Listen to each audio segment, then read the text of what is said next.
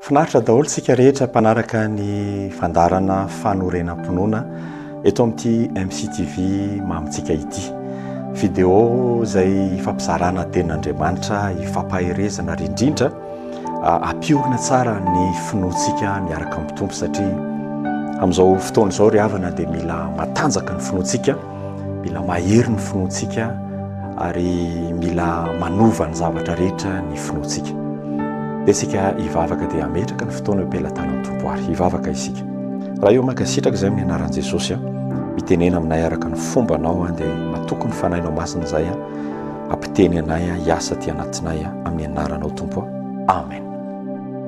Eny ary ny ten'Andriamanitra izay omen'ny Tompo antsika androany dia Petera voalohany toko 5 dia oraisika ny 5.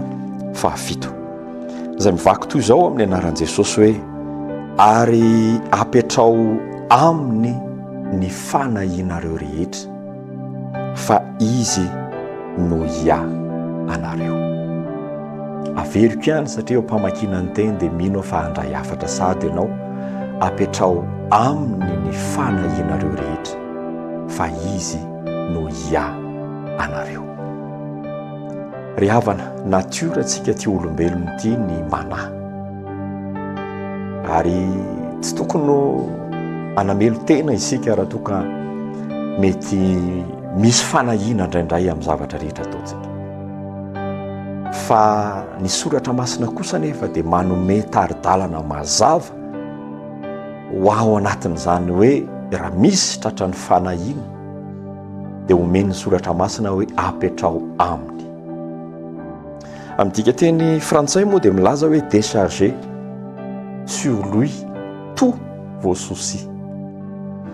Raha idirako lalina izany dia izao hoe ny ambareto izay andray an-tanana n'ilay fanahina dia Jesosy.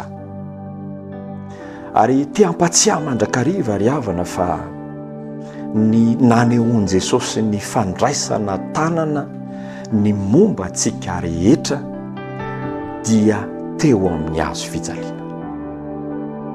Ny fanahina, ny ota, ny vezatra, ny aretina, ny karazan-javatra sarotra rehetra dia noentin'i Jesosy teo amin'ny hazo fijaliana. Ary io hazo fijaliana io no fampandresena ny fiainantsika izay manara-ty azy. Izay tsy tokony hamafanana izany hazo fijaliana izany amin'ny fiainantsika kristianina. Fa rehefa takona amintsika kristianina izany lalam-pamonjena teo amin'ny hazo fijaliana izany dia hipopopopo isika hitady vahaolana etsy sy eroa ary mino fa mitovy hevitra amiko ianao fa be dia be no efa marary noho ny fanahina be loatra, efa marary noho ny tahotra, efa mitondra takaitra mandritra ny taona maro noho ny amin'ny fanahina ny amin'ny ho avy, fiahina amin'ny zavatra maro isan-karazany. Ry havana, rehefa miahiahy loatra isika dia izao ny zavatra tokony ho tsapantsika ary tokony ho tsaroantsika. Rehefa miahiahy loatra isika dia maneho fa tsy miorina tsara izay ny finoantsika. Ny finoantsika nefa dia rehefa tena iorenana tsara dia manala ny tahotra rehetra. Ary eto Jesosy tena milaza mihitsy hoe apetrao amiko ny fanahinareo rehetra. Tena assurance goavana be zany nomeny asa ianao. Ianao manaraka nyity video ty any tokantrano any, kristianina ianao, mety mivavaka ianao, fa mbola manavezatra anao ny fanahina, manavezatra anao ny tahotra. Ny atao hoe tahotra na fanahina dia fa fanomezana lanja sahady ny zavatra tsy mbola mitranga. Jesosy anefany dia efa milaza apetrao amiko ny fanahinareo rehetra. Ry havana, zany ange ny tombontsoa fananantsika an'i Jesosy. Mivavaka mmpinoana isika. Jesosy manana fanahinany amin'ny ho avin'ny zanako, manana fanahinany amin'ity aretiko ity, manana fanahinany amin'ity asako ity, manana fanahinany amin'ny fiainam-pitiavako, manana fanahinany amin'ny zavatra rehetra mety.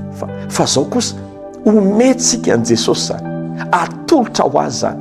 Izy rery ny vonona ia ary andray an-tanana an'izany.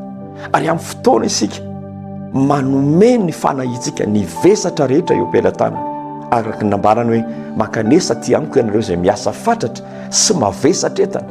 Zany miasa fatratra sy mavesatra etana zany olona manaza, olona matahotra izany.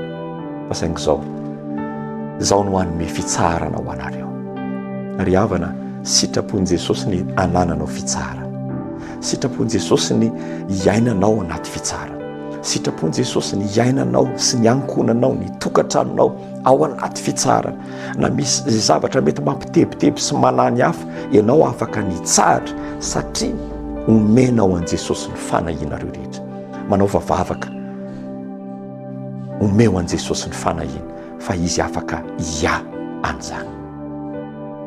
Isaorantsika ny tompony amin'izany fampahirezana izany, ary mino ato, mino fa isika rehetra zay nanaraka n'izany hafatra izany dia higioka sy hiaina ny fitsarana be dia be ao amin'i Jesosy.